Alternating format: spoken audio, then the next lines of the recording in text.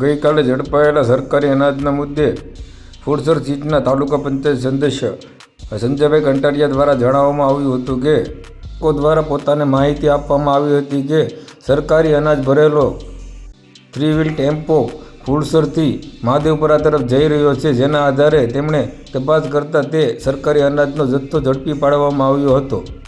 ઝડપાયેલા સરકારી અનાજના જથ્થાને સરકારી ગોડાઉન તળાજા ખાતે મોકલી આપવામાં આવેલ છે અને મામલતદારની ટીમ દ્વારા સ્થળ ઉપર જઈને લોકોના નિવેદન લઈ અને સ્ટોકની માહિતી મેળવી હતી અને આગળની કાર્યવાહી હાથ ધરી હતી. જ્યારે ફૂડસર રેશન શોપ ડીલરનો સંપર્ક કરતા તેઓએ જણાવ્યું હતું કે આ જથ્થો અમારો નથી અને આ વિશે અમે કંઈ પણ જાણતા નથી.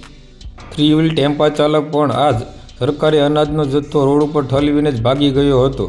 સાચી અને ખરી હકીકત આ 3 વ્હીલ ટેમ્પા ચાલક પાસેથી મળી શકે.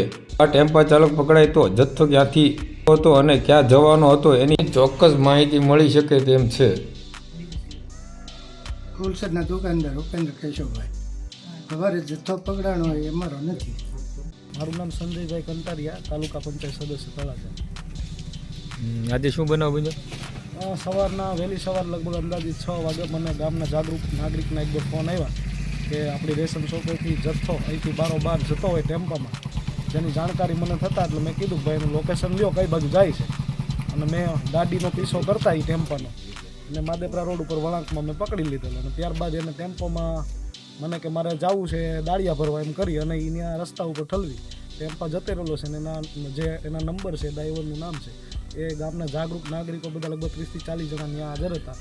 એને બધું ત્યાં લખાયું છે. મામલતદારશ્રીની ટીમ આવી અને કાયદેસરની કાર્યવાહી કરી સરકારી અનાજ જે છે ગોડાઉન જમા કરાવેલ છે, સીઝ કરેલ છે.